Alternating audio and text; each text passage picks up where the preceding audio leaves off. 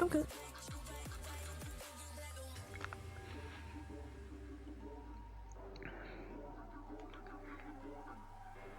Alright.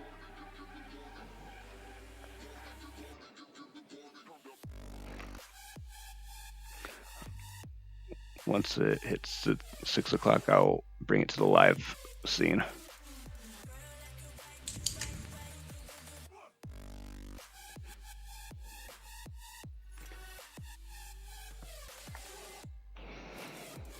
Gives us a chance to do our last touches.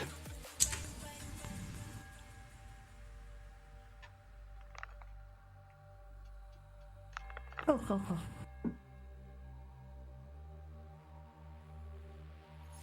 Ah, forgot to turn on my bot. Oh no. Yes, my stream bot.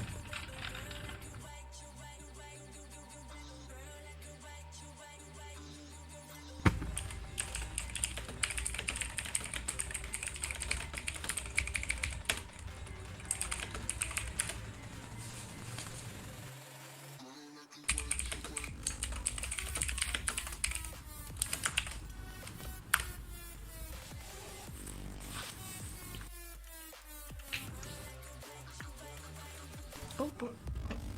Okay.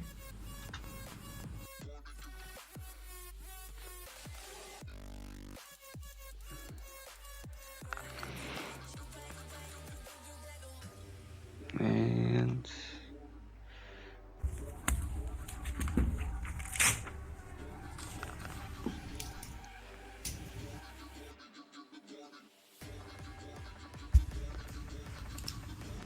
all right.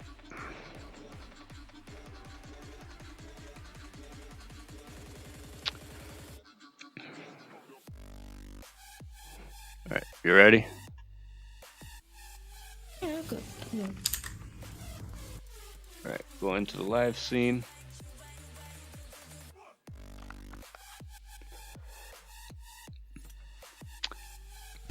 Oh, hey, Biggie. All right, give me a second. Let me move your tag. There we go. All right, and get. Okay. Hello, guys. Hello, chat. Oh, my chat is up. Oops. Trying to get it to where. There we go. That's better. So, good morning, everyone in the United States, and good evening to those who are on the other side of the Pacific. Your audio just went off. Oh, it's the Like, it's the yeah. Oculus mic. The Oculus mic does that every once in a while. Yeah, Ah, okay. but yeah. Good morning, everyone in the United States, and good evening to those on the other side of the Pacific. I'm Feth Games, and this is the FPVR podcast, the show where you control the narrative and we control the flow. I'm here joined by Pyue. I keep mispronouncing it. Is it Just Pyue? call me Yue. Yue. You can ignore the P. Yes. Okay, I'm sorry, but yeah, she's a Twitch streamer that has how many followers now? Because I haven't checked in a while. 200. Yeah, it's a pretty good milestone. Yeah. And yeah, she's an affiliate, so please go check her out. And without further ado, let's get started. Go ahead and introduce yourself. Okay. I'm Yue. I've been streaming for over a month now. So I do all sorts of interactive stream. Like, my viewers can interact with me through redeems, which I turned it off today. I do not want any random water spraying on me. Yeah. When I'm being interviewed. Yeah. I may look stoned as heck in the VR chat to those that are viewing from the VR. But Yeah, so, if you're on my channel, you can see my face moving and my hands. I'm actually moving my hand through the lip motion. oh yeah, you're you have your your other thing up. Okay. So let's see here. Yeah. Give me a second here. Let me pull up Twitter. Because I need to pull up. There was one question that was actually asked on Twitter. Oh, okay. Yeah. So it's my second day of VR as well, and I'm really confused. Oh yeah. The reason why my hands look floppy is because I'm not holding them. They're held by the wrist straps. Let's see here. Scout fans are a feature on my channel. No worries.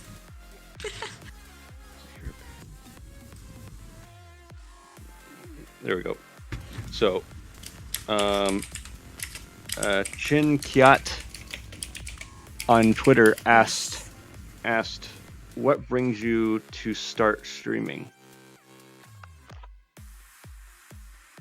What I think what It's they mean. a really long story. Yeah, I think what they mean is like what got you started. You okay there? Yeah. Yeah. Okay. I was putting my phone down. So what brought me? Oh, okay. What brought me started streaming? Basically, Miko, because she used Unreal Engine for her VTubing, V streaming, or whatever people call it today. Yeah. Which she utilized Unreal Engine. So it hit me. I'm not a game developer in real life, and I work with Unreal Engine daily. So I'm like, since I've been wanting to get back into streaming,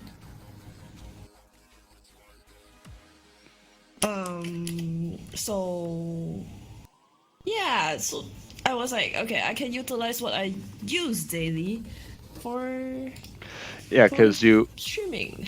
because you mentioned to me yesterday, or not yesterday, a couple days ago, that you do work for a gaming company or a game developer, and you do 3D art, which is and you made your avatar all by yourself. Yeah. Yeah. Yes. Which I admire a lot, because I cannot draw or sculpt for the life of me. I'm more of a writer. No, it's fine. It's all good. I admire people that can write as well. Yeah. I tend to derail a lot, which is why I'm not a writer. There we go. We got our polar opposites that just work, I guess. One moment, my chat said I sound really soft. Okay. Hello, people. Hi, can you hear me? Do I sound soft? Let's just hey. Okay. Let's see. I'm not sure why they say I sound really soft. We'll see. When you speak on my end, you get into the yellow, so you're pretty good. I'm pretty good. Okay. Yeah. I'm guessing. Yeah, it's on yellow on my. It's going into red. Okay. Yep. Okay. So the reason why I. Oh, sorry. I just wanted to let everybody know that. So this is being streamed in two perspectives. This doesn't normally happen, but this is being streamed in two perspectives. There is my perspective, which is third person, and then there is in Yui's perspective, which is in first person.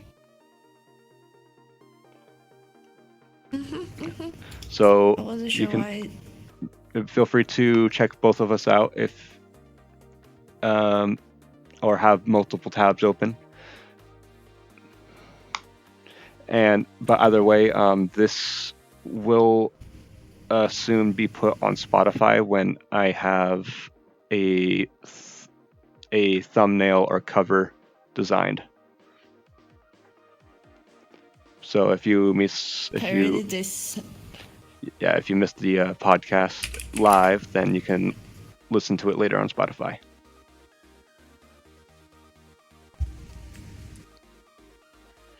But yeah, go ahead. They were asking if I think. Wait, one moment. Let me set the VR voice. I'm not sure why. Everyone is like saying, you sound soft, and then I sound soft. I'm like, what?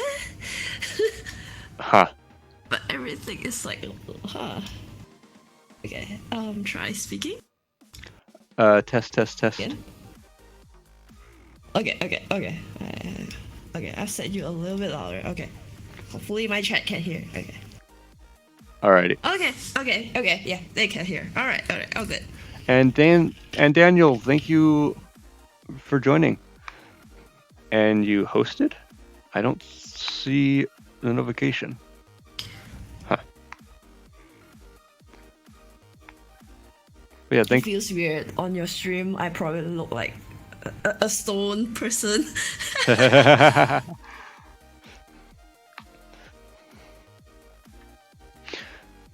Now you look fine. Okay. Yeah, like the issue that you had on your end, like when I was showing you your avatar, where like textures were missing and stuff, I'm not getting that issue, and that's a lot of emotes in the chat. Oh.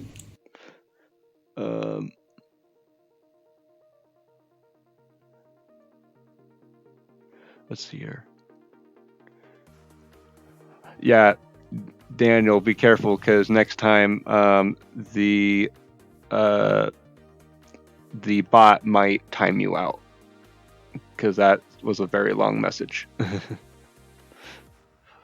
right. All right. But yeah, so yeah, we were talking about how you got started. So you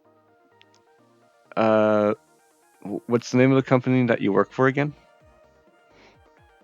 Oh, in real life I work for Streamline Studios. We produce a game that you guys can find on Steam. It's called Bake and Switch. Which I am very tempted to try out. It's a couch co-op game. I work on the visual effects. In real life I'm a visual effect artist for games. That's cool. Yeah. See, like it's also I'm also actually very excited to have you here because of the fact that you are in a game design career. Because I'm actually pursuing that. Going to college for it soon. Let's see That's here. That's cool. Hey Luz! Hi guys! Yes, I'm in a podcast. So ask anything if you guys want to know. Yeah. Boobsy, he's not creepy, it's just the rendering, okay? Calm down. But yeah. The lighting probably made you look really creepy. Oh yeah, the so every once in a while I'll be letting go of my controllers which will dangle off my wrists through the wrist straps because I'll be either grabbing something. And your Oculus mic is like no, his mic is not dead. It don't come off my chat. It's like what? Yeah.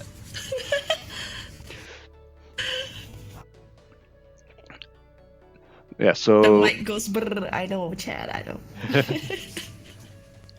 Yeah, so if your chat has any questions, have them ask away, and or if you want me to filter out some questions, they can come over to my way because I'm very good at bonking those who go too far. That's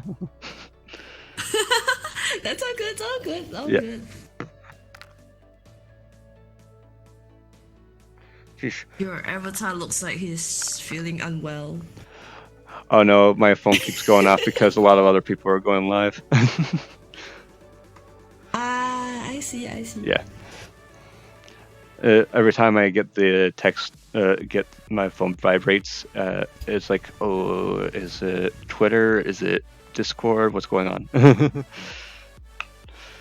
But yeah, so one thing I would also like to ask you is what got you into 3D art? What got you into art in general? I've been working on art since I was a kid. And that time although I look at 3D, but I have not thought of the possibility to be involved in one, to be exact. And if you ask if I ever thought of being a visual effect artist my whole life, no, I actually I never had that idea in my brain, not even till like at least 5 years ago, 5 or 6 years ago. I assume that you were either in high school or college at that time. Yeah. Somewhere around there, pretty close. But yeah, it's interesting when like you never really know what you want to do in life until it just hits you. It's like, okay, and then a few years down the road, if you actually take the time to practice for it, you can you'll have the skills and prerequisites to go for the career. Sometimes though, it takes a lifetime to master.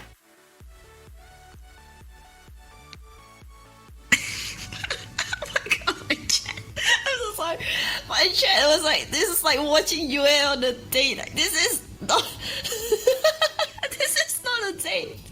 This is not a date. This is an interview.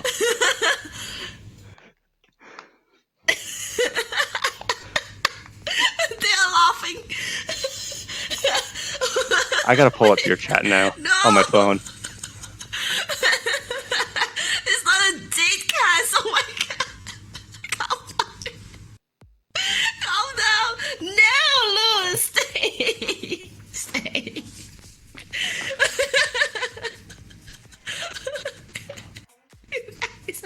I mean, if they're really demanding it, no, I'm kidding. No. I'm like the friend when the date goes wrong. That's no date. Friend, yes. Date, no date. No. Okay. But yes, so seriously, chat both here, both my chat and Yu's chat. Please ask some questions. This is your chance to get to know Yua more.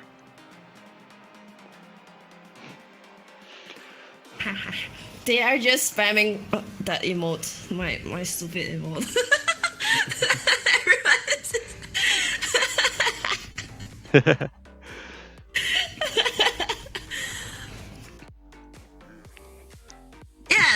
Yes, Luz. Yes. Your heart? What's wrong with your heart? Are you okay? You can't handle this. What was in your mind? Get your head out of the gutter. Let's see here. This is why I was like, okay, why can't I view it from another person? Like from. Okay, let me walk out and sit here. Wait, there's a mirror. Okay, and I can't see myself on the mirror. What? Wait, what? I can't see myself. Thanks for the follow, Squish. Wait, is it? Why can't I see myself on the mirror? I'm concerned. Is it? Let me check.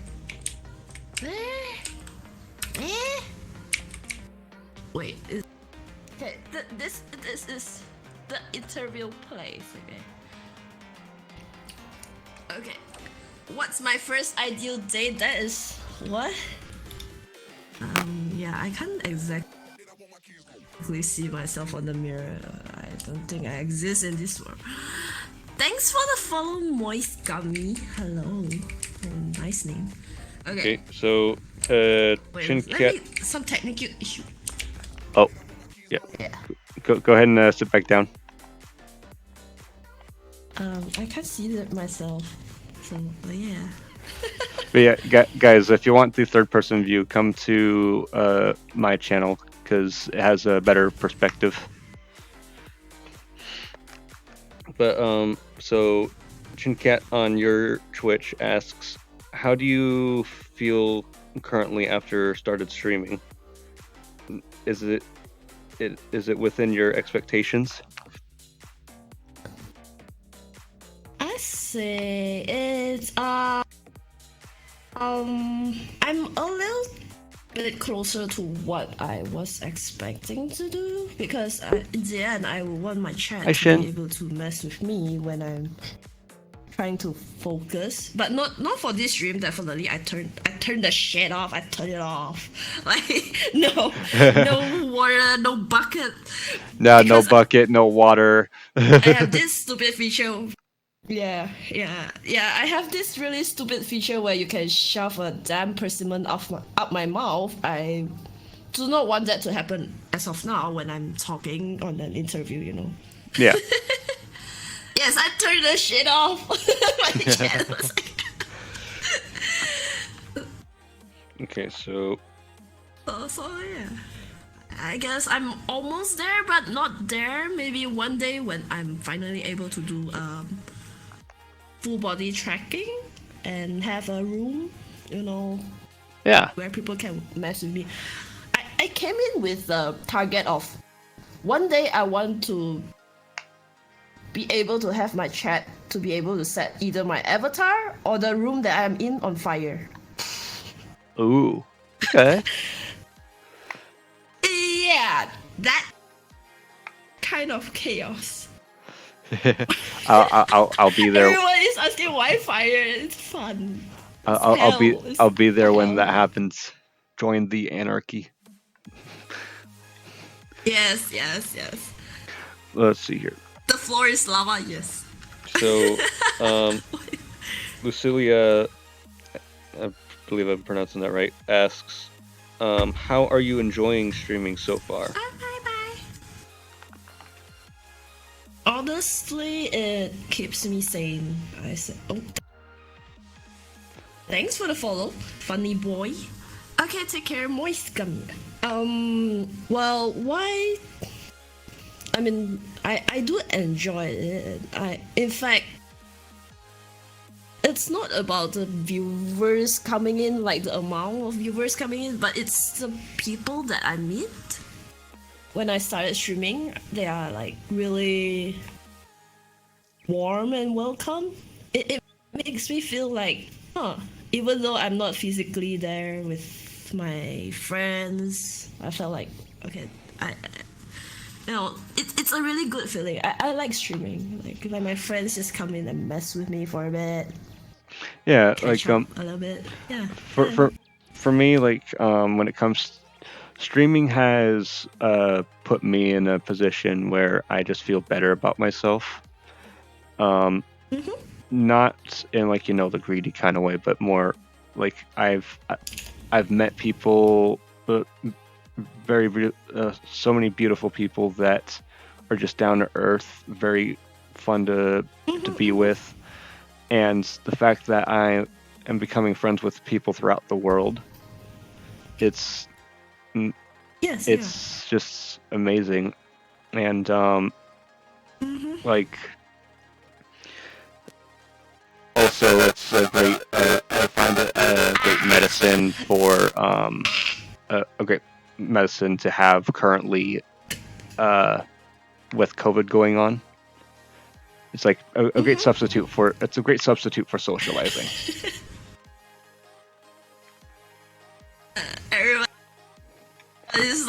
every time when your mic goes and everyone's like, ah, they just scream in my chat.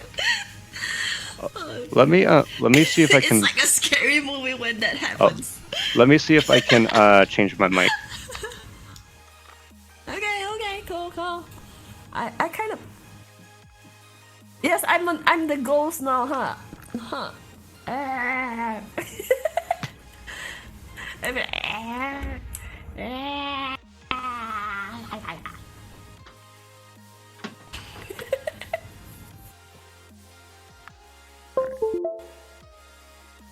I climb out of the screen.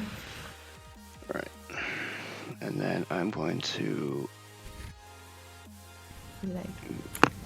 look this way.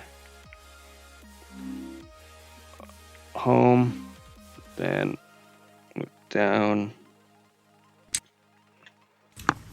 and then I'm going to open up my menu. Thanks for the follow, Mr. Orange Moon.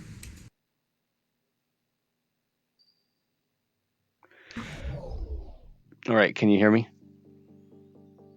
Yeah. It's good. It's so. Just gonna get the mic noises. Is it quiet? Yeah. It's all good. Okay. So it shouldn't have robotic noise, robotic voice anymore. It's trust me, when you get yourself an Oculus, you're gonna have that issue with the mic.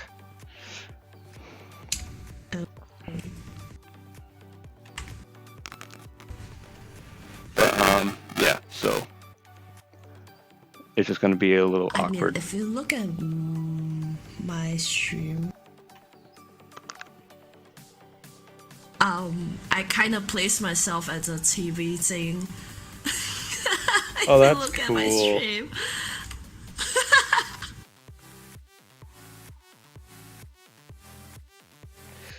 Why is dark spelled with a K instead of C? Because you can't see the. Oh my god, Mr. Orange. No!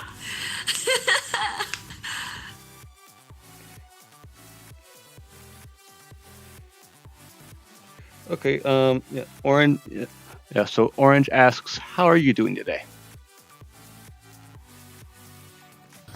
I'm fine.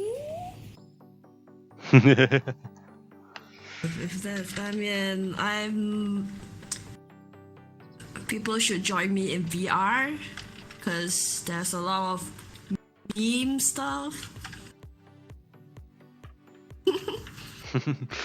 Okay, I can't deal with your chat. They're too they're too wild. Well, this is the community that I'm trying to cultivate. Like, I know. Everyone just go wild. Yeah. Yeah. So let's see here. Oh, we are currently 30 minutes into this already. So let's just talk about random stuff. So what's your favorite game that you've played on stream so far?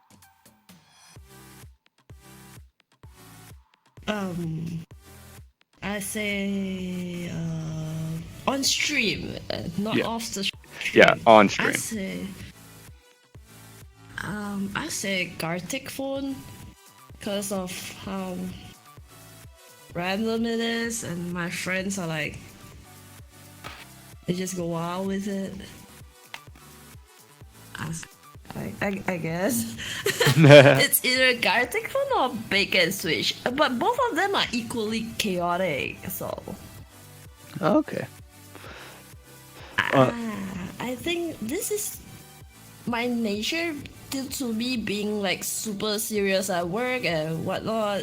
Then when it's off work, I tend to let go and just have fun and go crazy on stream. Now that I discovered VR, which I've cloned a bunch of really stupid avatars today. Oh no, that I'm gone, man. I'm gone. Like, let's see. Now, what game haven't you streamed but would like to? Like a game that you would really like to stream? Since my discovery of joining the VR chat stuff, probably I may stream VR chat, cause the place I went are just whack. Like it's just whack. Yeah.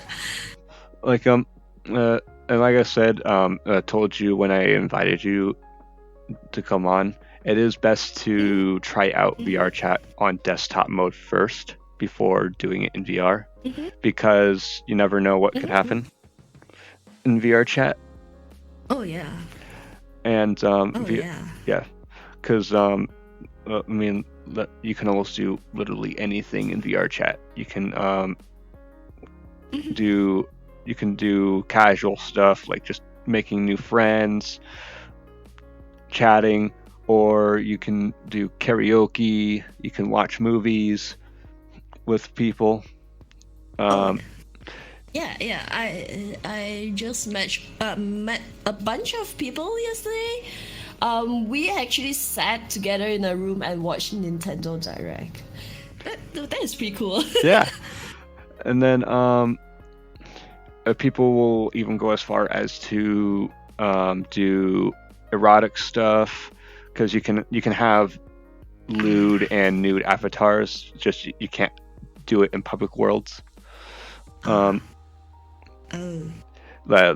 that people even do porn here. I don't know why, but it's there. Why?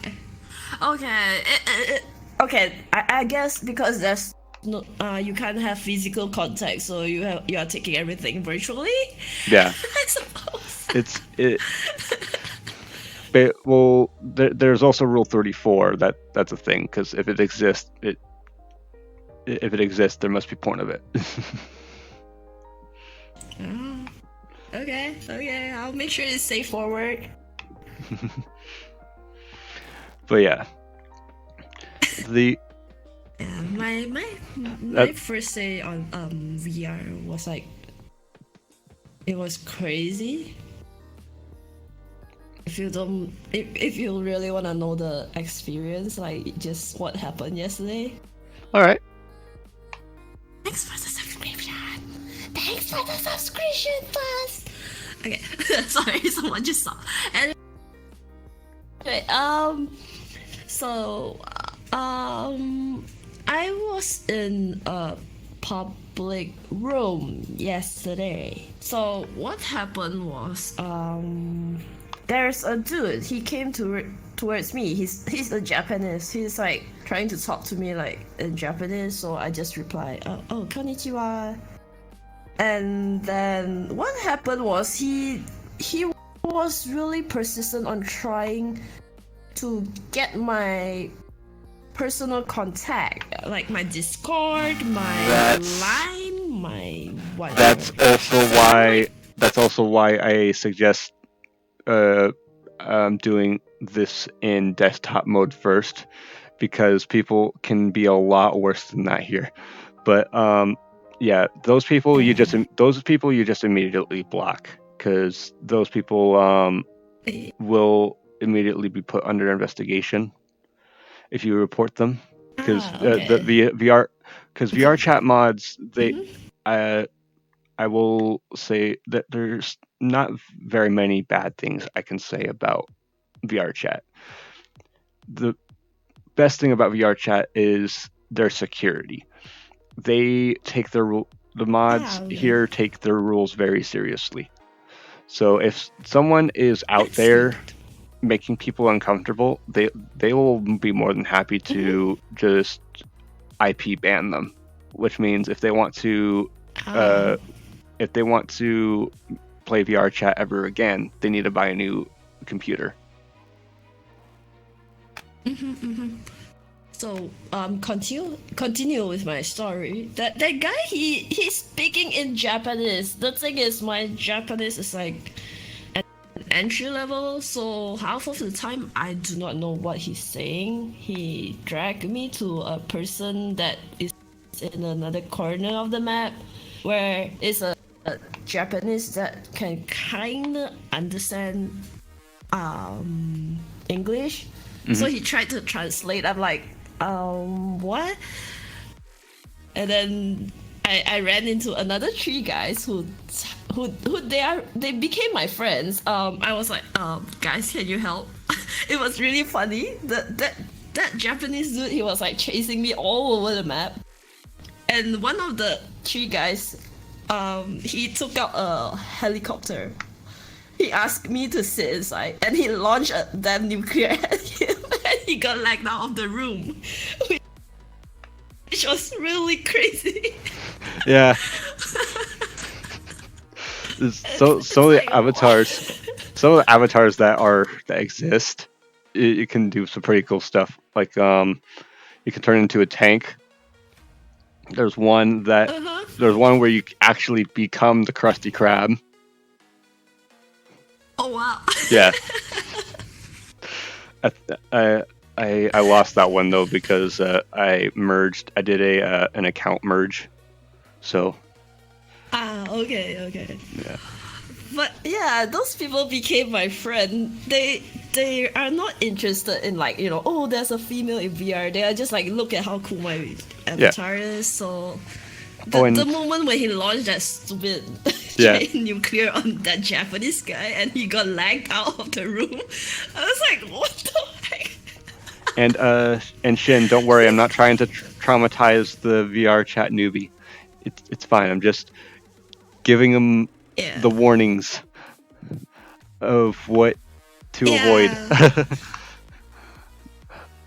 But it's things like this. It made me wanna stream VR chat because apparently people are really enticed with the voice of a female. We'll see. For some strange reason. We'll see in VR chat because it's VR. You're under the illusion that it's real life because, like for me, since I'm in VR, it's like I'm talking to you face to face. So, it makes their brain think, oh, there's a female voice. Well, I'm not. This is still kind of real life, so I still got to behave myself. And so,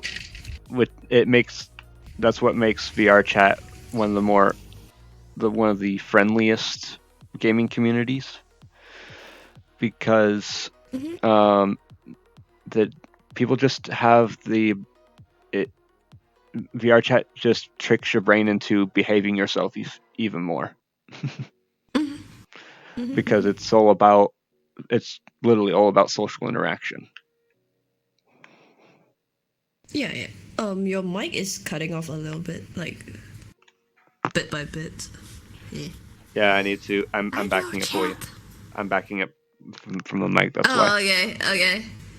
There we go. Yeah, they were like, we can't hear him.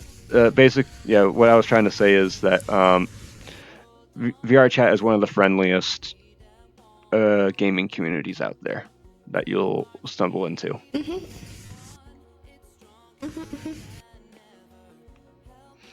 I'm going to readjust myself real quick. There we go. Oh, okay. There, that's better. Yeah, so we are 40 minutes into it. So we are going to do a little section of the interview that I like to call Feth's air raid questions. So I have... You got cut off. I'm so sorry. Yeah, you got cut off. Again. Hello? Can you hear me? Uh-huh. All right. Yeah. All right, so we're going to do a section of the interview that I like to call Feth's air raid questions. So... That's daring question? Air raid. Okay. So, I have a list of of rapid fire questions. Basically, I have not read through the questions. I've basically copied and pasted them onto a document. So, Okay. but these are rapid fire interview questions. Your Okay. your goal is to go through this list as clearly and as fast as possible. But you sound a little choppy. Yeah, you sound a little choppy on VR for some reason.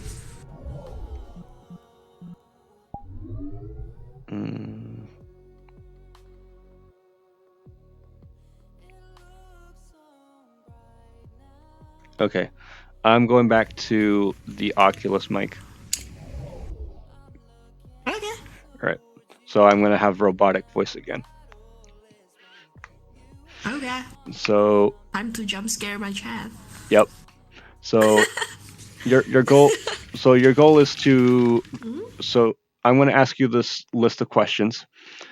And you just got to answer them as clearly and as quickly as possible.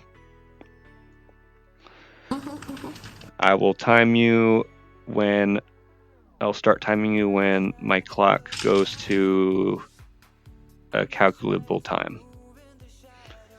Okay. It will start when I ask the first question. Okay. And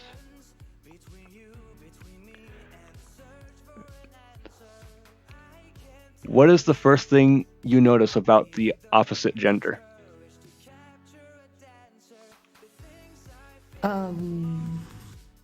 Eyebrows. If you were stranded on a if you were stranded on a tropical island, what two things would you want with you?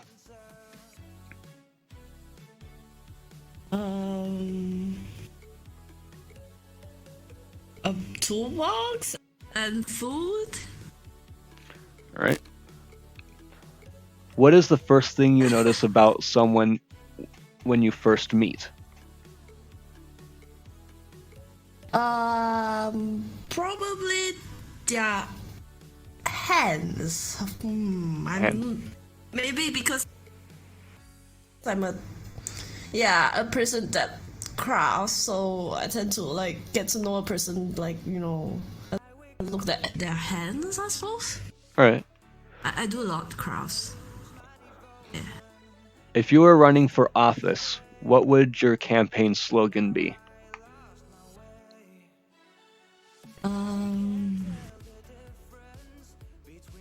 I have not thought of leading anything, so. Oh no! Oh no! Yes. I don't really know. No!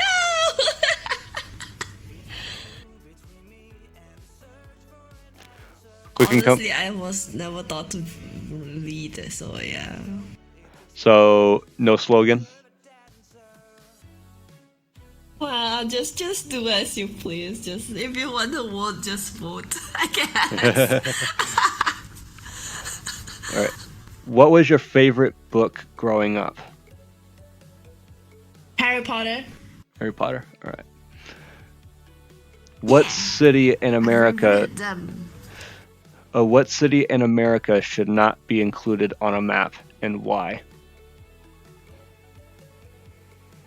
Oh no, I do not study the world map or. I do not even know how many cities are there in America. Oh no. I don't really know this one. I'm dead on this one. Keep in mind, I have no idea. I have never read through these questions, so they're. I don't know what to expect until I ask it. If you ask me about Malaysia, I can, but America. Okay, then do that. Name a city in Malaysia. That shouldn't be on the map. That should not be on the map. I say I say, I would say the capital of Malaysia. Honestly, I do not understand why is it segregated from a big piece of land. That is like Kuala Lumpur is like one tiny island. Like it's the same land as a big um city. Yeah. I don't know. I just feel like, well, it's really weird. All right. I'm not sure how to explain it, but it's really weird. They separate it as two different states. Yeah. Yeah. All right. What compliment does people give you the most? Sorry? What compliment do people give you the What? most? Oh, you did great. You've been doing well. Good job. Okay. What Sleep word? more. Sleep more. What word would you add to the dictionary if you could, and what would it mean? Yeet. And yeet means yeet. Throwing things out of the window. Throwing things off somewhere. Yeet or yoink. Right. I'm pretty sure everyone would appreciate that. Okay. Yeah. What product would you refuse to promote?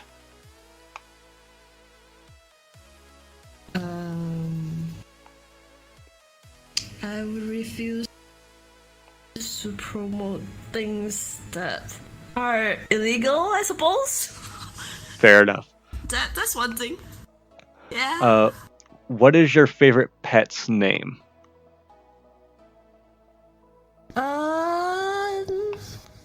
Kevin? Okay. I mean, favorite pets as in my favorite pet or Yeah. the favorite name? Your favorite pet. The favorite name. My favorite pet. Oh my god, this is gonna be hard. I had a lot of pets. Right now I have 3 cats and 1 axolotl that named Kevin. And it's a female axolotl. But named Kevin. All right, we'll say Kevin. Yeah, Kevin. Use one word to describe your computer ability.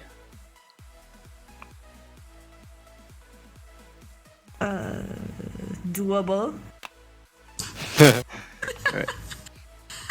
If your plane were about to crash, who would you want sitting next to you?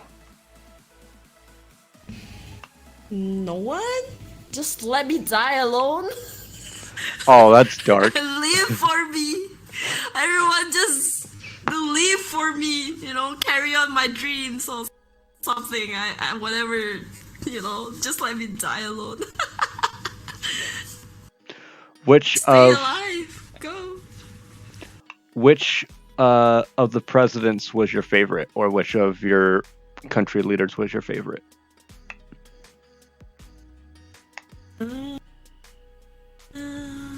I don't think I have one. I would say the guy who was supposed to be a president, but he was not, and there's a musical about him, Alexander Hamilton. Okay. How long? The reason why is because of his musical. Yeah. So All right. How long of a consecutive time have you spent in a car?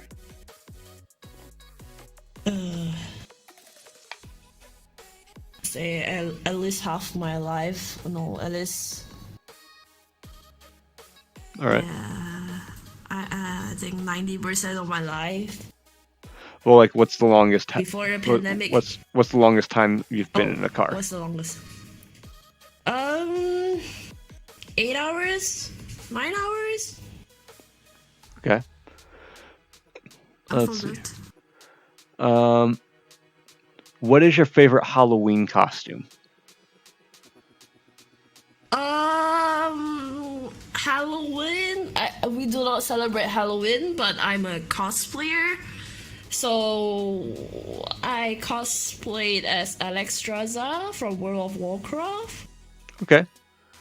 and I've made her costume in 3 weeks, like the armor. Cool. How can you tell if someone is a nerd?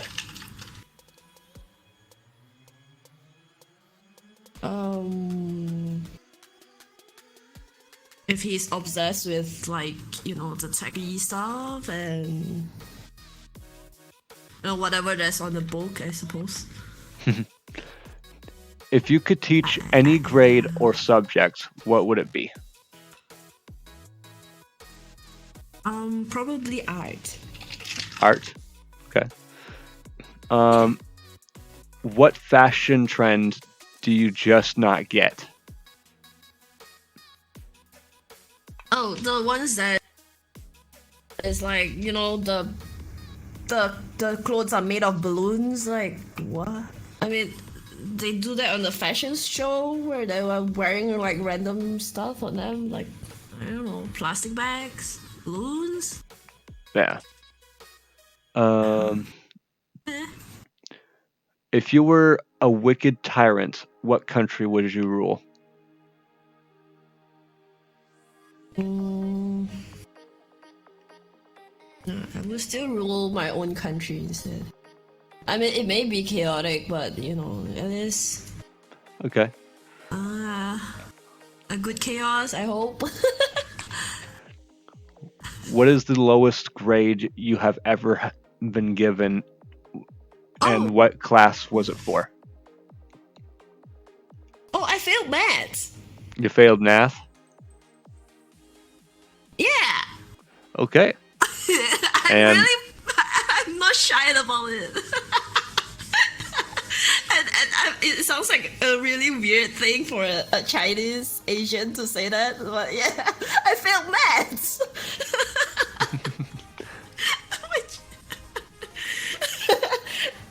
I'm so happy about. No, I'm not happy. It's just that I got over the fact that I failed maths. I've accepted it. so, you managed to go through that in 9 minutes. Go through what? You managed to go through that list. Yeah. Yeah, you managed to go through that list in 9 minutes. Good job. Let me Nice. close out. Let me close out the document. My chest is like laughing like that. Okay. Now we're back to part of the interview where we just talk about stuff. So Okay, sure.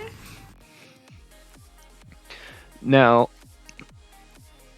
and also chat, everyone in, whether it's use chat or my chat, feel free to give us a topic to talk about, and then we'll get to it eventually.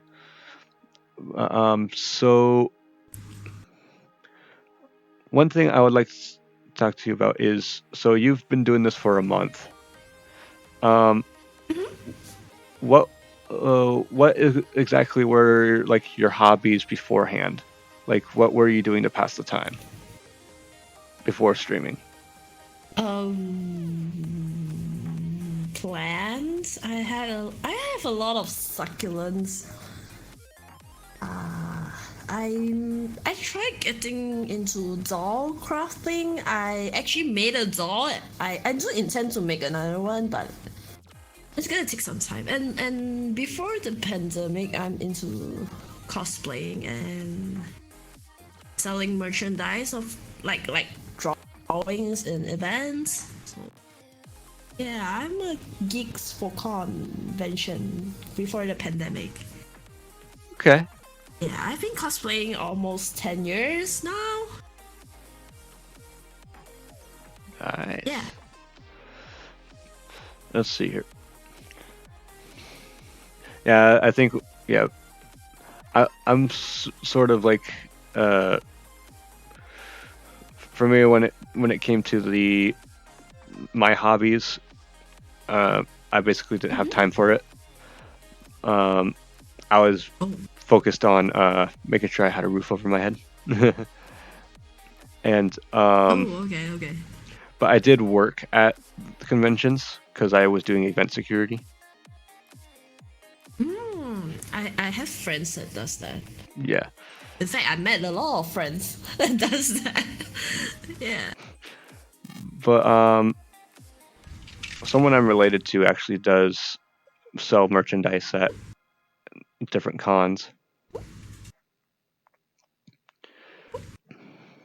Oh, do you have hiccups or something? No. I'm drinking my water. Just Oh, so it's gulps. Okay. It's like yeah. I just hear Okay. Okay. All right. Now, what's your favorite actor? What's her name again? Anne Hathaway. Okay. What do you like about Yeah. what do you like about Anne Hathaway? Um. Wait, I have way too many favorite actors. It's really hard to pick, but yeah, Anne Hathaway. She came from a long way. Like, she was looked down upon for being the goody two shoes and whatnot.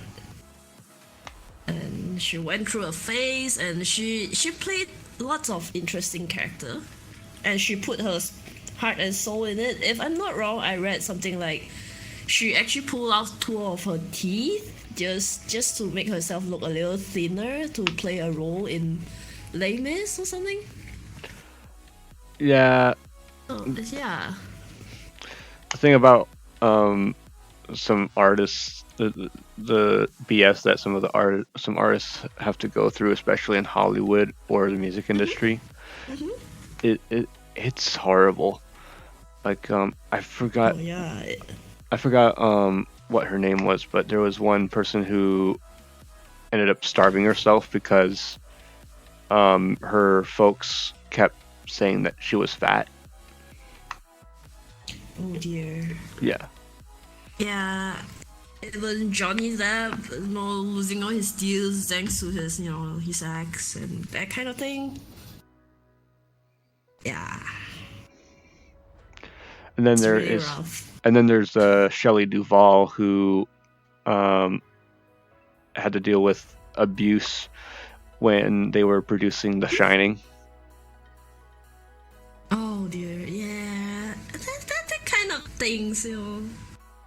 It's just they look pretty on the screen, but behind the scenes it's like Yeah. uh. But yeah, there's a lot of stuff that you like when it comes to the movies. You gotta really look at the behind the scenes because some of the stuff you'll find out is pretty interesting. Like if Robin Williams was still alive, you would never have suspected that he was fighting depression. Yeah. I agree. I agree. Totally agree. Or if or if you look at the Wizard of Oz, that movie was a flop. But I didn't actually watch it. So. yeah, when it first came out, it was a flop. It was a flop. But there was also a curse that happened on set. Like the set of the film was cursed. I think first the one of the actors actually had to, or two of the actors had to switch roles from being, or the Tin Man and the Scarecrow switched roles because the original guy who was playing the Tin Man actually was getting an allergic reaction to the makeup and the tin that he was using. But okay. and then there was also a suicide that actually happened on set. And one thing that if you were to look at the original footage or the original cut, when they go walking down the yellow brick road after finding the Tin Man, you can see the suicide happen on screen. Oh shit. Yeah, if you look in the background. Ah, that's dark. Yeah. Okay. While if you look at the masterpiece Avatar, you know, the guy with the blue skinned people. The blue people. Yeah. Yeah. So much work went into that. Oh my god. It's still one of my faves. Because of the colors, lots of my artwork and the face was heavily influenced by that kind of colors and world itself. Yeah. So yeah, I really love the stuff in there. And when you think about movies like Avatar, it's movies like that and video games that go hand in hand. Because with CGI being so advanced now, video game design and movie production or film production becomes almost a similar skill or the same thing now. Like if you take Uncharted 4, for example, that game is so the graphics are so well done that it just looks like a movie. Oh yeah, definitely. And same with a lot of Uncharted. And same with Resident Evil 7 and 8. Yeah.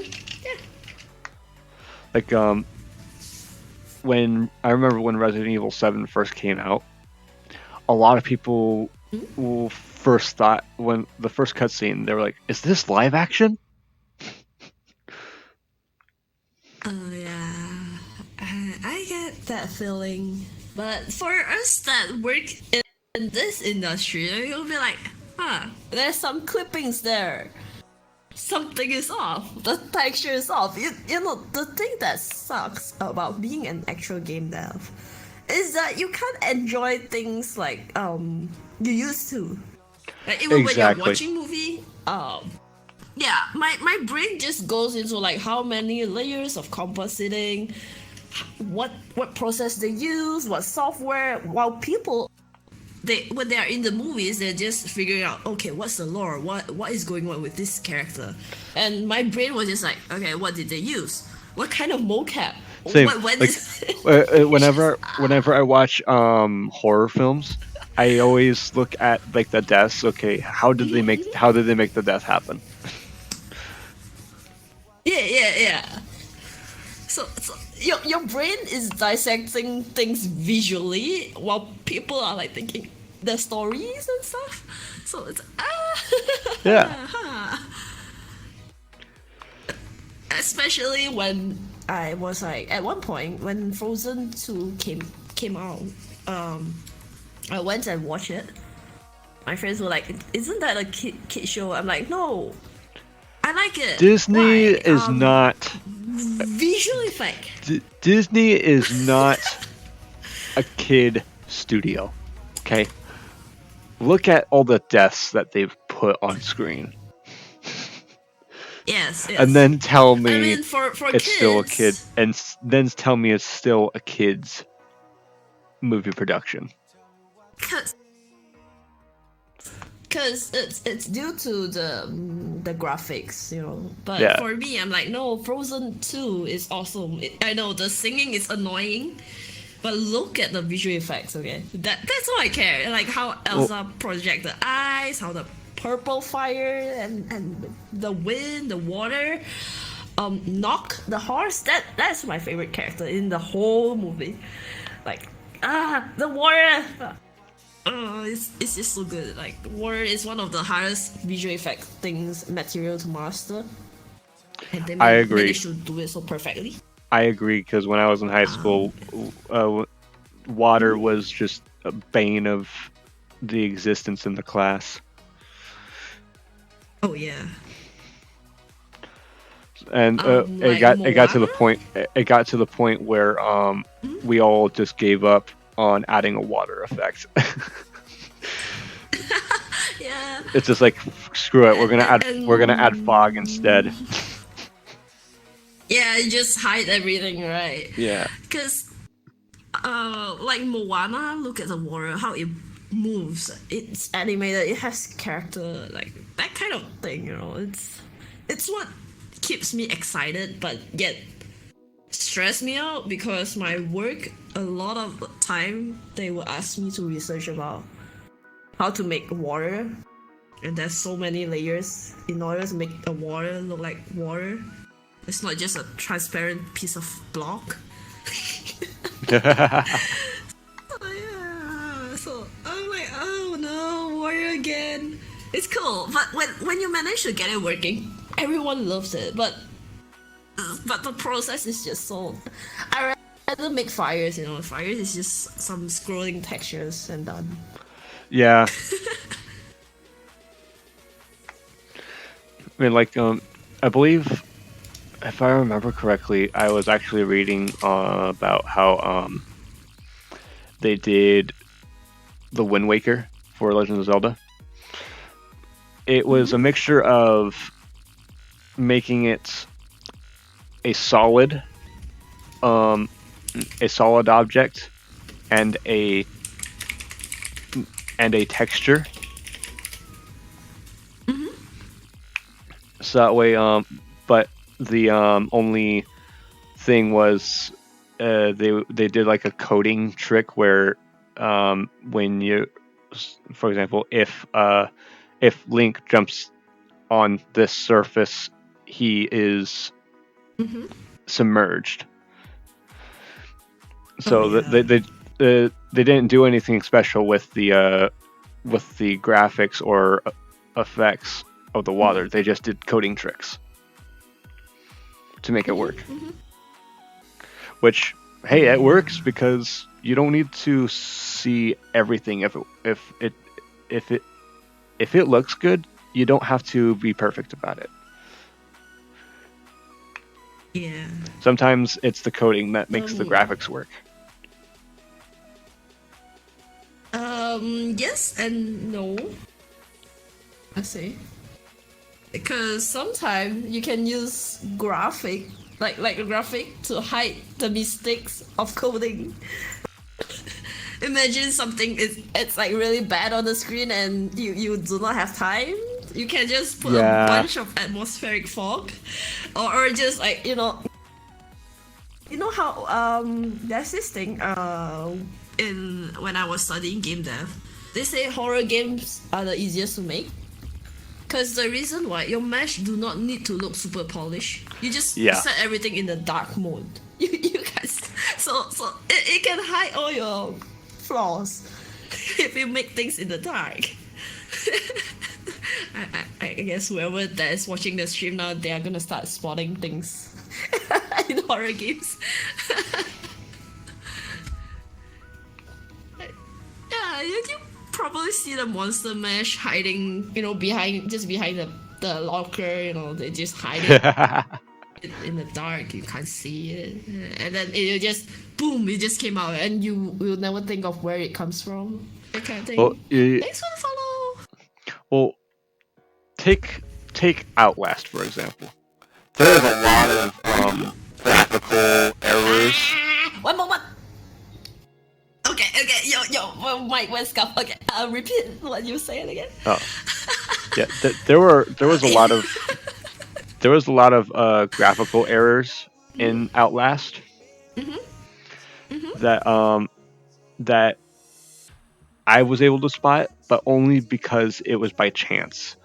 Where I was just hiding. I was just being creative with how I hid from the enemies.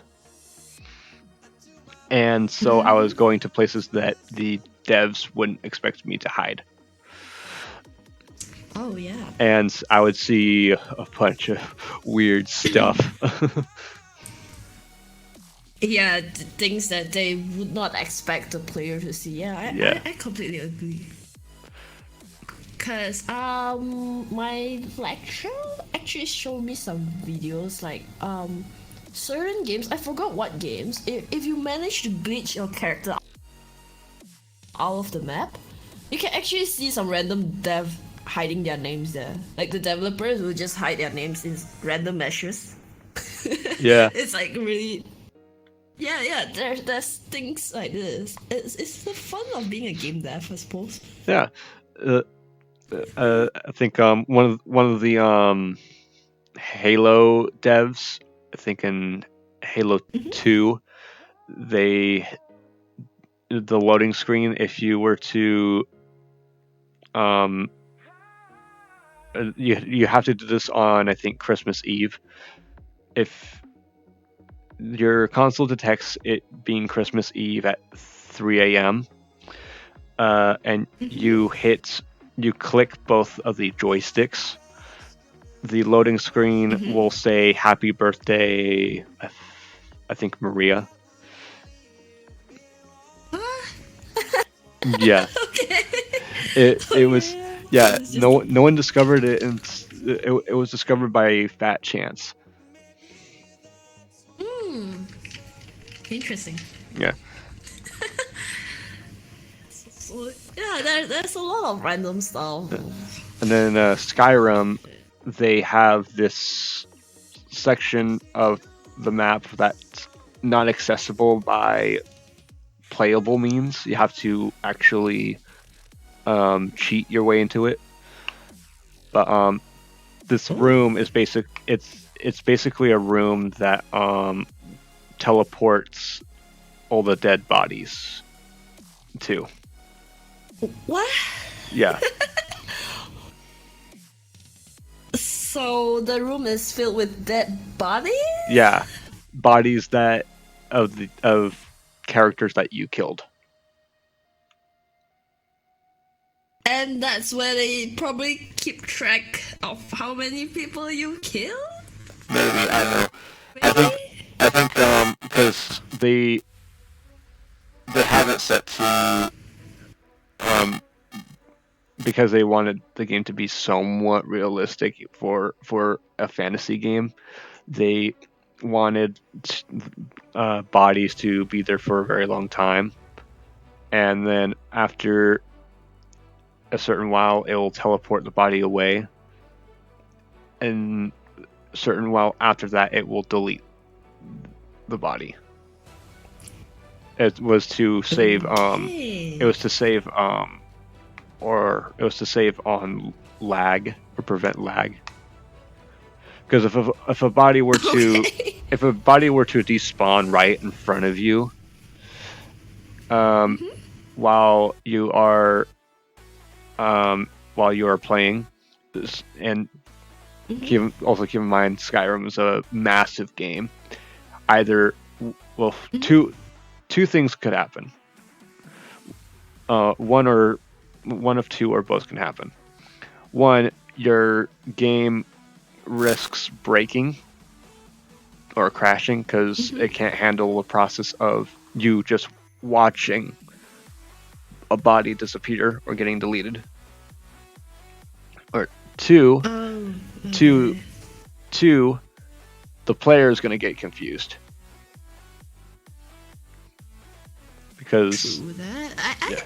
I'm guessing is the latter because let's say the good old FF14, which my chat likes to make random meme ads about, the dead bodies actually disappeared really quick. I think Skyrim kept it that way is for the narrative, I suppose. Yeah, but I think as far as that the dead body function goes, Red Dead Redemption 2 does it best because there's actually several things that could happen to a dead body in Red Dead Redemption 2. Either it can get eaten by an alligator, it can get eaten by crows or vultures. Okay. Or a bear. It basically it will sit there until it gets eaten by another animal. Okay. That's part of nature, I suppose. Yeah. They kept it real. But if a cutscene or something were to happen, it will disappear. Like act as if it was either collected or already eaten. And also every once in a while, I have stumbled upon this. A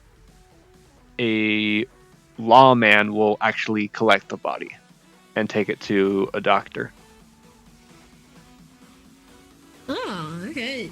Interesting. Yeah. Interesting.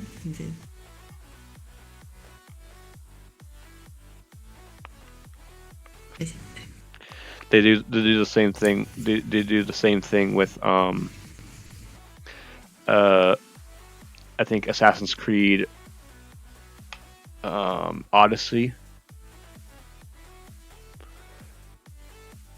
where it gets eaten or decomposes. Because I have not played any of this yet. Yeah. But I guess the ones in I have not exactly noticed the ones in Uncharted. I think they stayed there until the player leave the scene. I think. Yeah. Or do they disappear? I think so. Well, I think for Uncharted, because it's one of those games where like you don't really stay in the same spot for too long. Once you've been in that spot, you're not gonna really appear there again. That it just stays there until you leave. Yeah, and they just like cut away the whole scene itself. Yeah. Like once you leave, True that. Not wrong. Because like there, in my opinion, if you're gonna have a game like that, there's no point in having a despawn feature for the body, for a dead body. Yeah. Unless it's like one of those things where you're trying to hide a body for tactical reasons. That's the only reason you should have a thing where the body despawns. True. Not wrong. Man, I'm so bad at all this. I actually took game world creation as one of my subjects, and I have not go to this part. So yeah,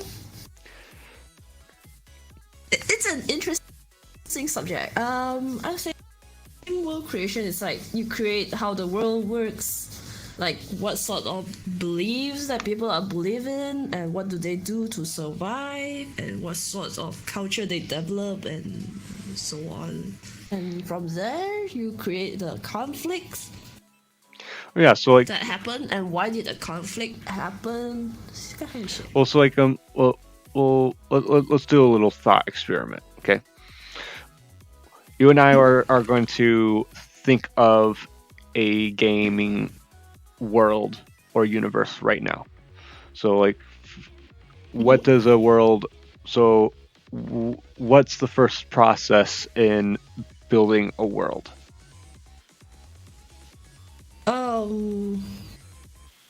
What's the first habitats? step? Habitats. So I say it's habitats. Yeah, so habitat or climate. So what kind of habitat or climate are we going for? Do we want snowy? Do we want sunny beaches? Do we want a desert? Do we want forest? I say forest. It'll be interesting. I mean, it's common but interesting. Yeah, so forest. How big are we making it? Is it going to be on? Is it going to be a few miles? Is it going to be only a few meters? Is it going to be the size of a city, or is it going to be a country? A city, I suppose. All right. So it's going to be a city, or a forest, a city in a forest.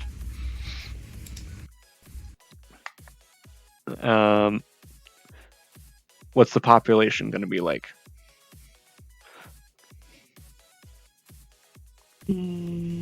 How many people are we gonna put in there?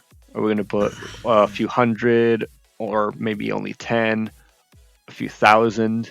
Let's just go. Let's just go with 10. 10. All right. 10 people in a city that is in a forest. All right. Sounds like Hunger Games already. Yeah. And then all right. So now, what are these people going to be? Are they going to be human? Are they going to be elves? Are they going to be a specific race? Well, what kind of people are we going to have? Let's just keep them as humans. Humans? Okay. Because humans has a lot of limits. And they're the most adaptable. The most adaptable. Yeah. Because if we're going for the mythical, they are gonna be like, they have certain superpowers or potions. That kind of shit. And so, and then we're gonna go with, and now we are gonna design the culture. What kind of culture do they have? Is it, or do they even have a culture? Is it just one of those things where they walk down the road and go, "Hi, how are you?"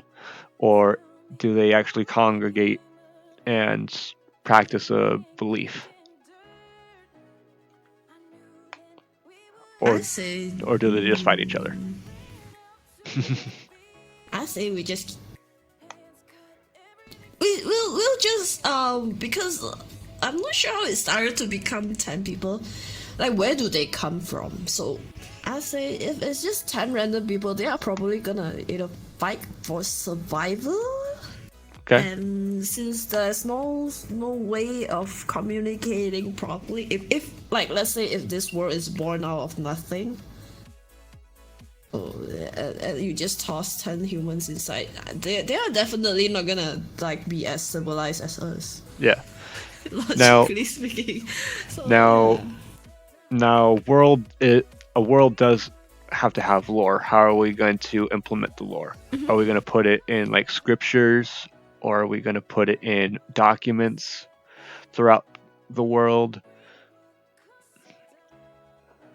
Or how would we put lore into our world? We have to figure out how these 10 humans come from. In fact, I have not read about how actual humans come from. It's like asking the chicken first or egg first. Oh no. No, see, every time I hear the question, what came first, the chicken or the egg, I always say neither. Both came first. Because one couldn't have existed without the other. But how? But how? I think it's chicken. Like chicken, they used to be like what? T-Rex? I think so. I think so. I think they were like an evolution of T-Rex or something for chickens. And they probably came from a blood cell or a tiny piece of cell that just developed into the creature or something. Yeah. I don't know, I'm just bullshitting here. Yeah. Pulling shit out of nowhere. Yeah. So Okay, back to the lore. Maybe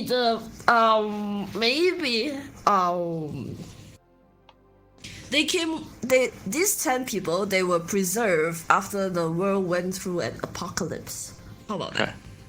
Okay, so like So how like would their we parts. so how would we present that? Would it be They, like would it be in a cutscene? Would it be in documents? Would it be written on murals? okay, they will be finding. Okay, this 10 person. I say it will probably be if we're creating a game, we'll probably be starting a cutscene or something. Okay. And And then then there's humans, like there's empty pods where there's skeletons and whatnot, and then there's like remaining 10 pods that is slowly deactivates itself and release the human that was preserved inside something. okay.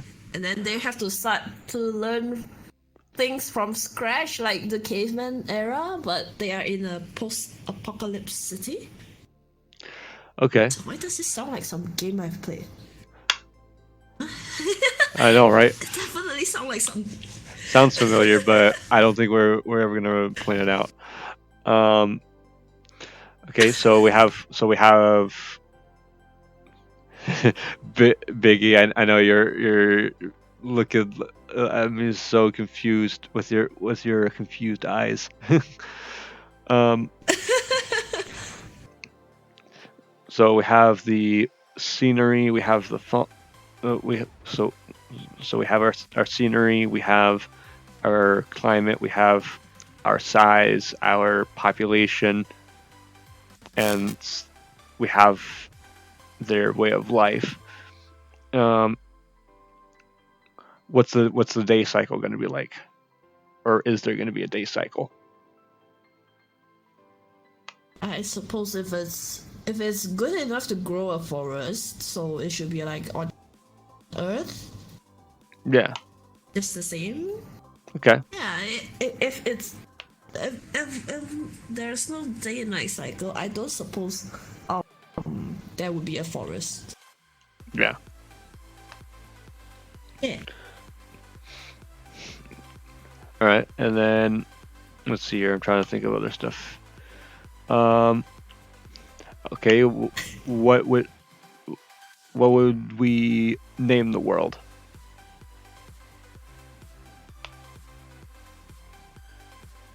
I have no idea. Yeah. Honestly, if we're doing game world creation, we don't exactly name it first until we figure things out, like how it works, like Yeah.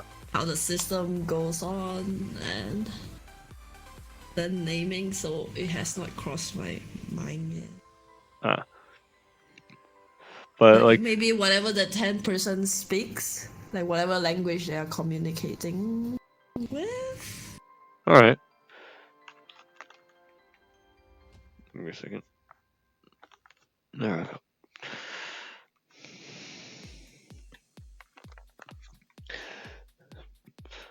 But yeah, but I think I've thought of like what needs to be put into a world other than maybe weather.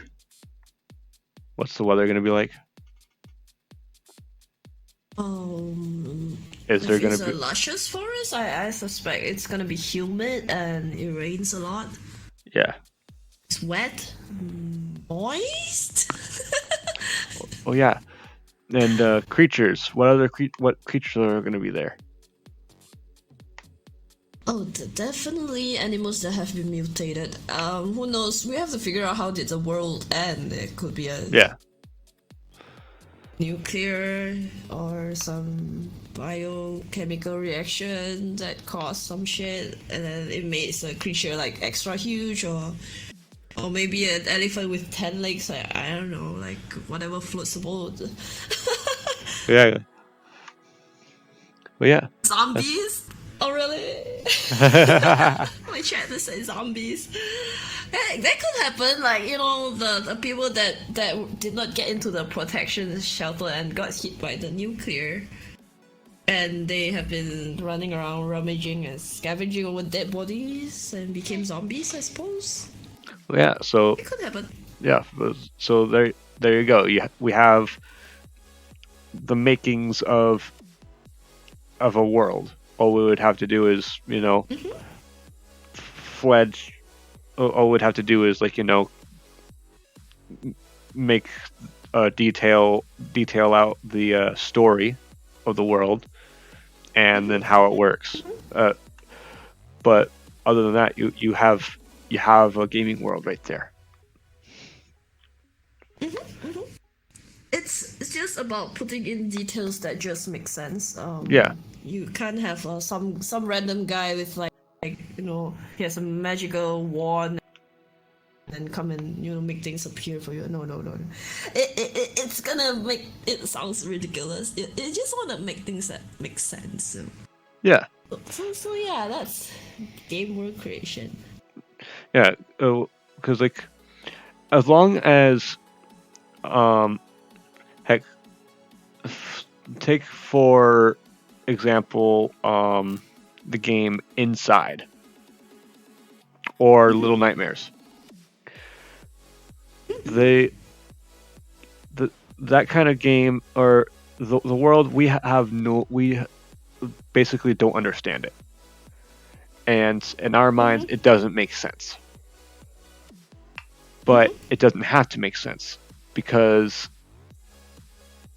all we know is that there's an objective, and the objective is obvious. It's just trying to progress while staying alive. Well, I say Little Nightmares. The name itself already say nightmares. It's just telling you what's happening in your nightmares. Yeah.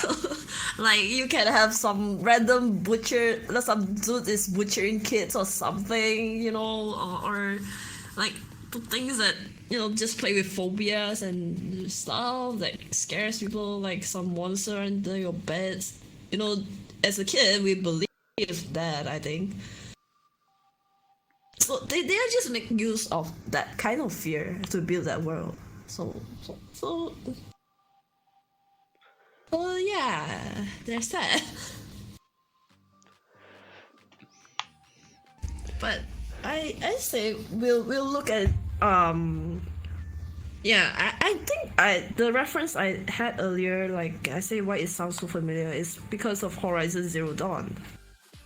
Oh These yeah. people, yeah, it sounds like it.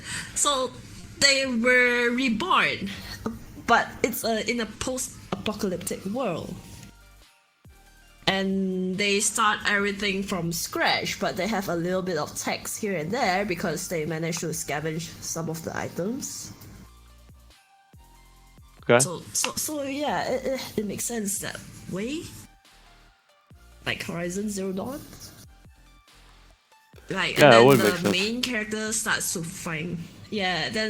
find out the truth, why they are here, and what's the history of the current society and the world. Why is everyone believing this? And then you have that bunch of people in the village believe that these machine stuff are like possessed or something, and then the main character is like, she found out it's actually something controlling the machines and stuff like that.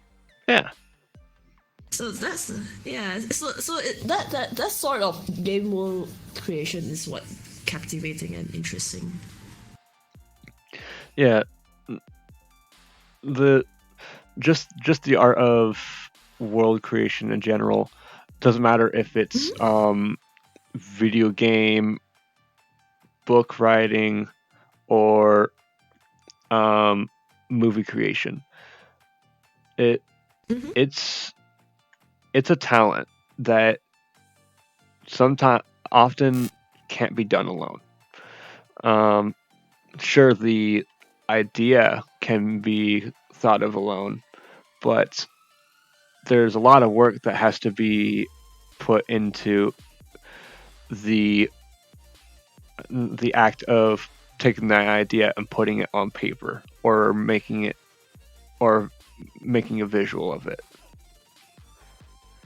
Oh yeah, you'll have to go through a lot of readings, research. Yeah. Like if certain thing makes sense, you try to make sense of something that you're trying to create, and if it's relatable. Because if you made up something and people could not make sense of it, it's not gonna be relatable, and that will affect the immersion So of your audience. let's go through a few genres, for example. So so we talked about Little Nightmares. It's a horror genre. The world in our mind doesn't have to make sense because it feeds in, because the whole point of the world is to feed different fears or different types of fears in our minds as we travel throughout this world. Or if we look at sci-fi, okay, so yeah, some stuff shouldn't really be possible, but how could we make it possible in theory? That's what science fiction is all about, is just if you could make this possible, how would it be? Or fantasy. It's dragons, elves, orcs, people flying on broomsticks, magic. Marvel, the Russo brothers admitted when they were talking about magic, they go, magic, science, what's the difference? If you look at fantasy, you could argue that every creature that you stumble upon in this fantasy world is just an evolution of something else. Could be. But also, as long as you got a good story going behind it, it will make sense. It will make sense. It makes it more believable. Yeah. Like, I'm pretty sure my brain is kind of half offline. Okay, I usually have a lot to say on this topic. It's one of my favorite things to talk about. Yeah, I'll say fantasy they usually would do in the culture of beliefs, like what people believe in. Yeah. Yeah, it's just like if you want to believe in that sort of magic, like voodoos or whatever, you know. And that kind of thing. Most fantasy stories are derived from actual, either actual stories, or actual cultural events or mythology. Like, for example, the Legend of Zelda franchise, there's so many mythologies that's been taken into account during the creation of Legend of Zelda. For example, but there's Irish mythology, there is Japanese culture mixed in with it. While the Assassin's Creed franchise, it's historical fiction with a little bit of sci-fi. Well, science fiction is the part of the science fiction is almost reality, actually, because we are able to read. We are getting to the point we can read memories in our DNA on a digital computer. Yeah. Oh, we have a question. Okay. Coming in. What's your take on RPGs? How do you view RPGs? Do you enjoy playing RPGs? Okay, that's a really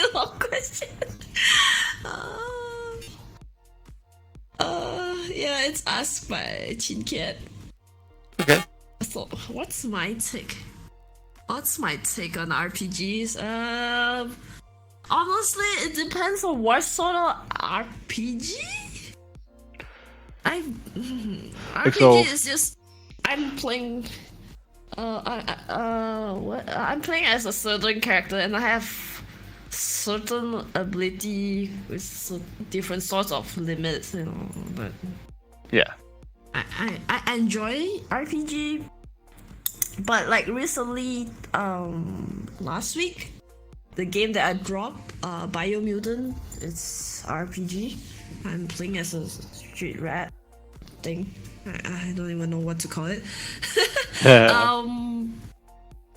Yeah, my character looks like a street rat. Okay. So I certainly enjoy, because in real life I definitely could not make punches like that or take out anyone or anything with just my bare hands. So RPG is well, as it says, role-play games. I role-play as something that I'm not in real life. Yeah. I find it really enjoyable. In my mind, I see RPGs as a way of playing as an extension of yourself. It's not playing as something that you're not. Oh yeah. It's just expanding. It's just expanding on who you are. That as well, yeah. I mean, definitely I can lift weight like my character does in games. It's like, what? He's running around with a giant fist, metal fist or something. Mm-hmm. That sort of thing. But yeah, I enjoy it. I enjoy it, definitely. Now, what about tabletop RPGs? The only one that I actually played. Thanks for the follow, Christopher 3435345436. What? Okay, I just read the whole code. Tabletop. So far I'm only playing Teamfight Tactics. Okay. It's auto chess. I don't think I've played Dungeons and Dragons. I would like to give it a shot one day. Yeah. I feel like it definitely find a group. Definitely find a group that, preferably do it with a group of people that you know and trust. Because otherwise, if you do it with a group of strangers, you're very likely to be scared away from the game. I learned that the hard way. Oh, okay. Yeah. I like to try that one day, but maybe not now. Yeah. It's definitely a game that you need to be slow. You need to casually be meandered into. You can't force yourself into it. Yeah. However, I did play tabletop games. Even the good old Magic the Gathering. Yeah. Yeah, I mean, we play it in the commander mode, of course, which is hecking expensive. Yeah. It's like really expensive. Well, Because, see, let's face it. Let's face it. Tabletop RPG is an expensive hobby, anyways. Oh yeah. Because the group that I was playing with, that guy, he could just flash on like 3 and 4 cards, and he just shuffle and does the Yu-Gi-Oh thing, and then I'm out of the game. And I barely even start. I just put just one land for 1 mana, and then I'm out of the game. I'm like, wait, what? so those are the things. Like, it's ridiculous, but like you said, if I play with the right group of people, it's fun. Yeah. But if you're not, it's just, what even? What happened? There's actually a new program that's going to be coming out soon. I backed it up on Kickstarter. It's called Dungeon Full Dive. It basically allows you to play Dungeons and Dragons in VR with other people. Oh, that's cool. Yeah. That's really cool. And so I should get myself a VR. because I backed it up on Kickstarter, I'm going to be getting access to the beta when it's available. That's really cool. I think it will be available in August. And yeah, it looks insane because so the way it works is, so imagine it's basically another version of VR chat. We can change our avatars to how we want it to be, but we also have a character sheet that gives us what our stats are. You can switch between third and first person. If you go into third person, you can move your piece or your character throughout the map. If you're in first person, you can actually see what your character is seeing to determine if you can do a certain thing or not. That's cool. And also in first person, it allows role playing to be more enjoyable. So it's like LARP, but digital LARP. Yeah, it's digital LARP. Yeah. Yeah, that sounds awesome. And yeah, I can't wait to try it out. I would like to actually try and run a campaign in DFD when it officially comes out. That sounds pretty exciting. Yeah. Really exciting. Considering we aren't gonna step out of our house anytime soon. These are the games we need, you know. Yeah, I mean, like, that's also why I love VR chat, because you get to hang out with people without having to be out of the house and worry about COVID. Completely agree. Yeah. And you do not need to wear a mask inside VR chat. Exactly. Like in real life, like I have to pick up food from the lobby. Like someone deliver food, I still have to wear a mask. You see, And in VR, there's no need to worry about social distancing, and you can have about 20% in the same room. I don't have to fly out of my country just to talk to you and to talk to you face to face. Yeah, we're talking face to face right now. Really awesome. I mean, for me, it's a screen, but yeah, that's pretty close awesome. enough. Close enough. Close enough. Because I'm still technically. I don't have to worry about COVID. Because I'm technically looking at two screens. You're wearing. I'm looking at two screens. Yeah. Do not have to worry about COVID and VR. Yeah, my chat says that. Yeah. Agree. You can cough on your mic all you want. I will not get it, even though you're looking at me.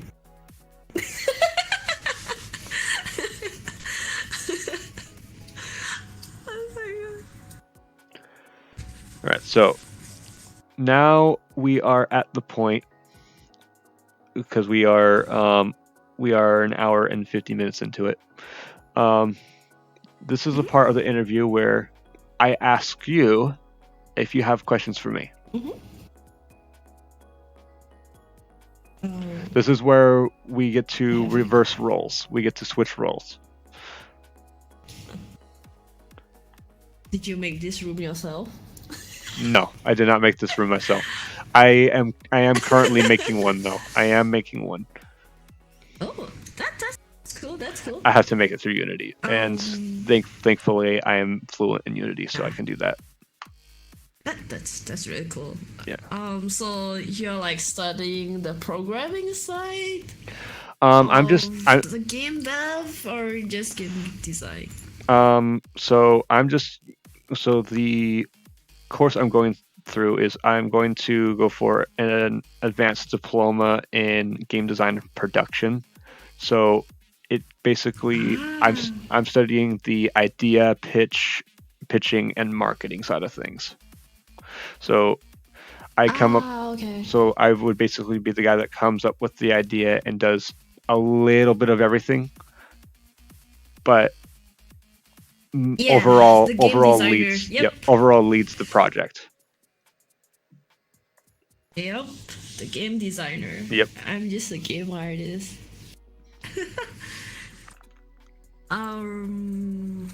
Where do you see yourself in 5 years?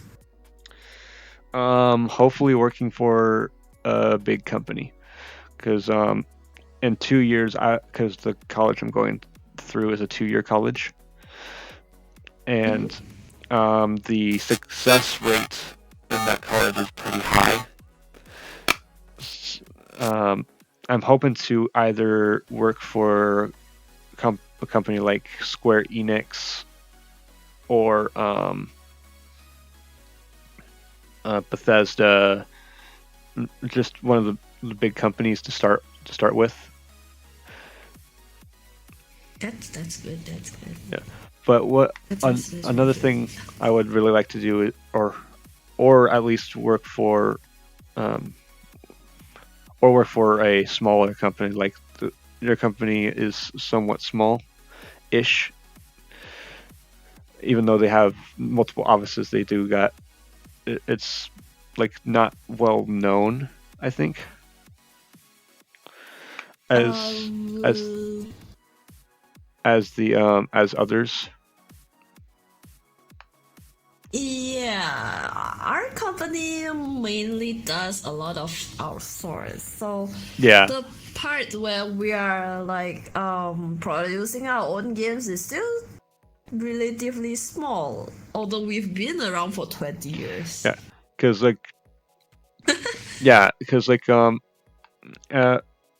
I think working for a smaller company would be interesting, but to pick myself off the ground, I want to pick myself off the ground first by working for a big company.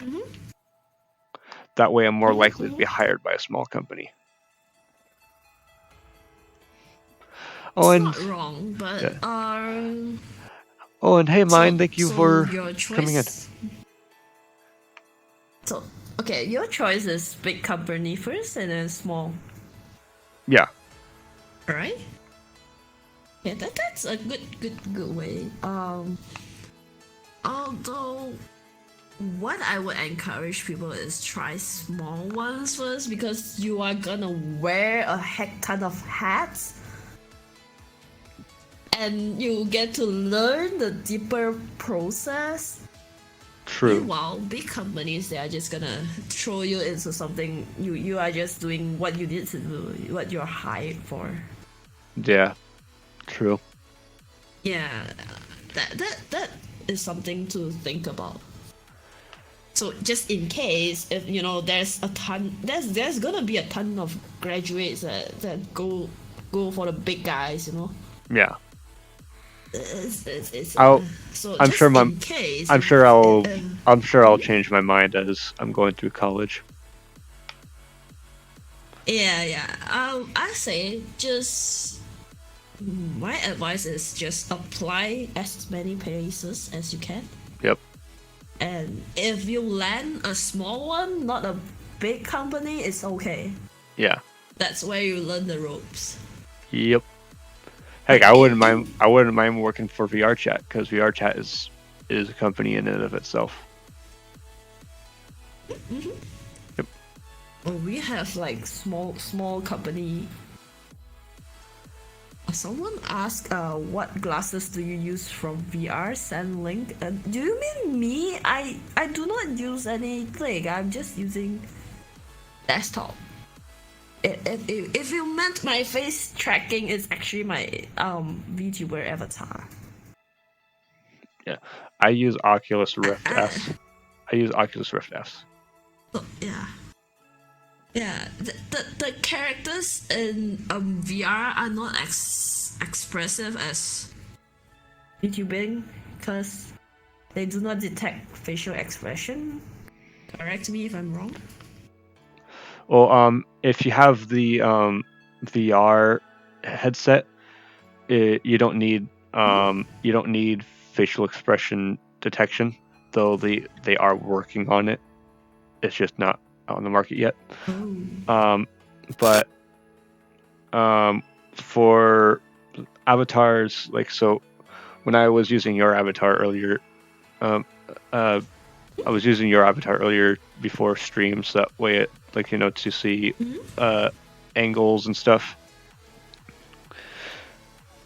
But basically, depending on how I held the controllers in my hands, determined the expression that the avatar was showing. Yeah, and I don't suppose VR has actual lip sync tracking. Not yet. But we're getting there, though. Not yet.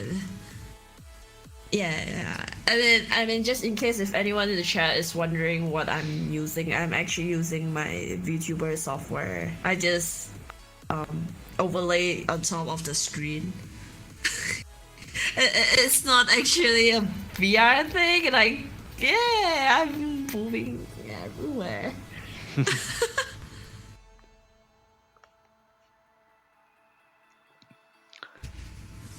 My avatar is stone as heck in VR right now. Okay. The mouth does not work like this. The ghost came out. No, I'm not a ghost. Yeah, they were like saying I'm like the Japanese ghost that comes off of the TV screen. Oh yeah, from the circle. Yeah. They were saying that. They were like, oh no, it comes out. Yeah, the ring. Oh, the ring. Yeah, the ring. The ring. There's a new HTC Vive facial tracker, but the support is still lacking. Oh. Yeah, I can't afford the HTC Vive. I'm saving for it because I would want to stream through that with full body tracking. I mean, it's not for VR, but yeah. We'll see.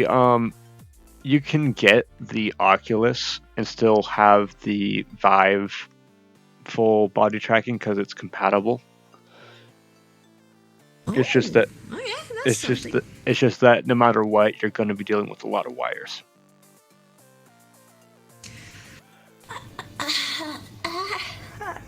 Okay. I'm not the best at cable management. In fact, right now underneath my table is a mess. The wires are everywhere. I just hide it in my photos. Like cover it with my chair. Yeah. Now my chat knows. But that my setup is just a mess.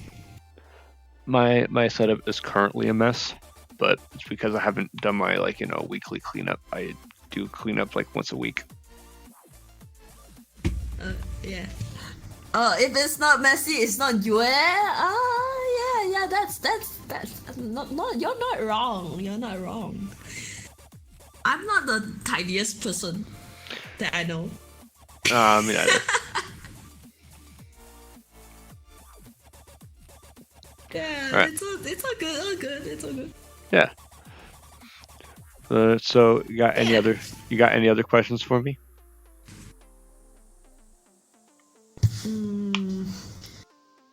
Honestly, I did not think of any questions because I did not know we have this session. Oh, I that's why I never tell anybody about this part of the interview. But basically, I do this to everybody, where at the end of the interview, I give the interviewee a shot of becoming the interviewer. Just like if they have any questions about me. Yeah. Chat, do you guys have anything to ask? I just see what my chat wants to know. Since they were like... what made you get into interviewing in the first place? Oh, so it's actually a funny story, actually. So a buddy of mine, or me and a buddy of mine, wanted to do a podcast where we just talk about stuff, but work schedules became a problem, and also time zones, because he's on the east coast of the United States, I'm on the west coast. And also he sort of gave up on the podcast idea, just started to do regular streams. But I still wanted to do a podcast, and I know that doing talking by yourself is not really fun. So I thought, why not interview people? And so I made it the goal to use my podcast to promote small artists, and also give the artists' followers a better understanding of themselves as a person. Oh, that's really good. That's really good. Yeah, my main goal is It's like my main goal is basically promoting people. it's like a milder version of Code Miko, because her interviews consist a lot of screaming and yelling and things going wrong and dead bodies explosion.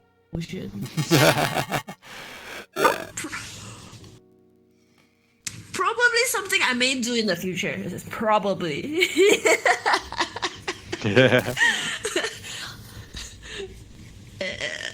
Yeah, those interviews are the best. like you know, instead of sitting like what we're doing like so formal here, it's more like, you know, your chat is gonna just mess with you while you're trying to be serious and interview someone. Yeah. Yeah, dead body explosions.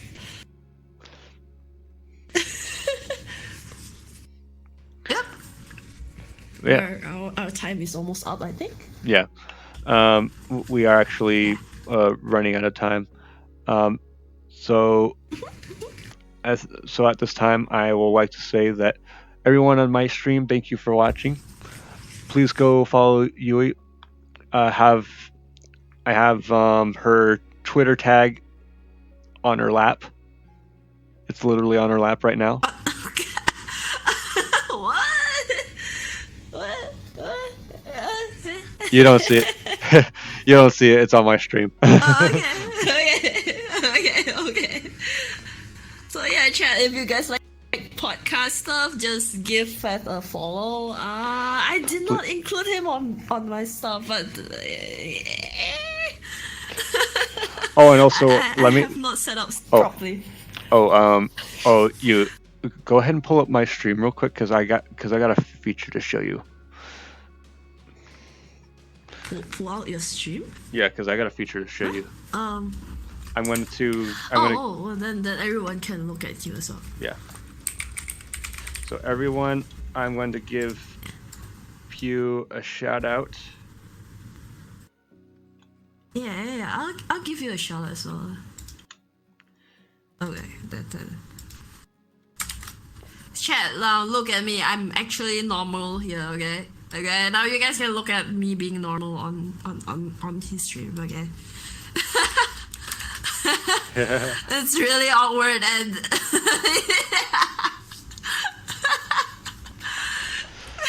that's how I look in VR. Yep.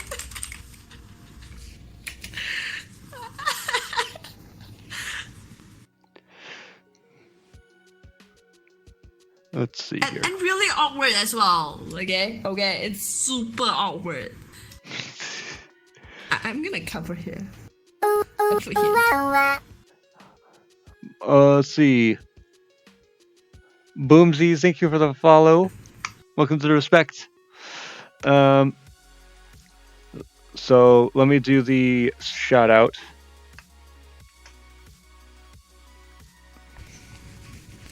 and a clip will show up. Oh, oh, oh, oh. What's this sound? Oh, a hot tub stream.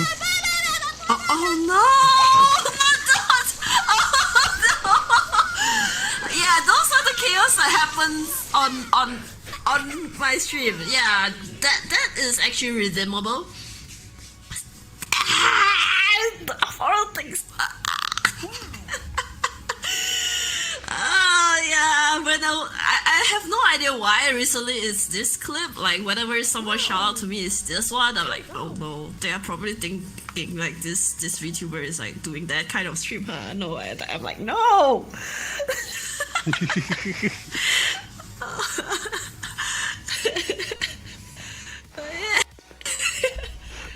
I love the effects though. That's why clip. that's why I took an interest in your stream, is because of your redeemable effects. I've never seen that. Yeah, I turned it all off today. Yeah, I know. For safety. Chat is like saying I'm sitting so proper. I know.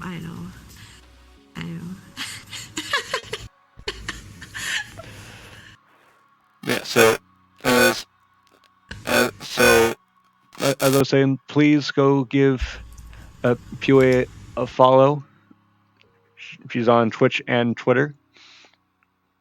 And I'm Feth Yeah. Games. I'm also on Twitch and Twitter. And you, hopefully, this and all the other episodes that I've made will be showing up on Spotify soon. I have no idea. Yeah. I have no idea when that will be, but I will make an announcement on Twitter whenever the podcast does get uploaded to Spotify. And and without further ado, I hope to see you all next time. And as always, keep flapping those wings, everybody. And let's go find someone to raid. Oh, you're right. I'm gonna bring my chat to see some bizarre stuff in VR. Okay. Yeah. Yeah. I'm gonna maybe tomorrow. I'll see how. Like I'm gonna chill in my chat for a bit. All right. Yeah, definitely. All right. I am going to end my stream. So thank you everybody on my end for watching. And be sure to stick around for some feathers. Earn some of those channel points. Yeah. Thanks, Fat. Yeah. Thank you for joining. Bye. Bye-bye. Okay. Cool. Bye-bye. Let me go home. Right. Let's do...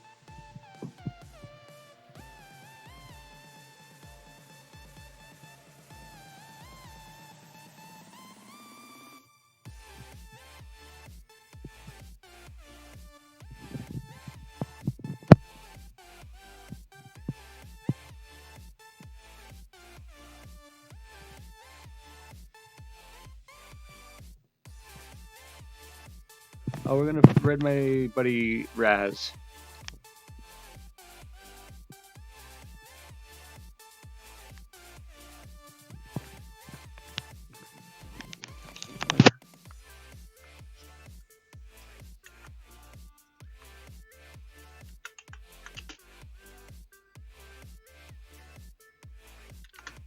Or no, we're gonna raid.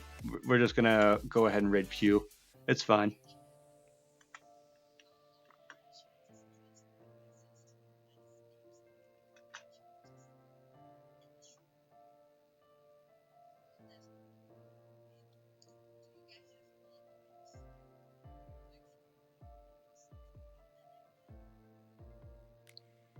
Okay, so again, I hope you guys have enjoyed, and as always, keep flapping those wings, everybody. Bye.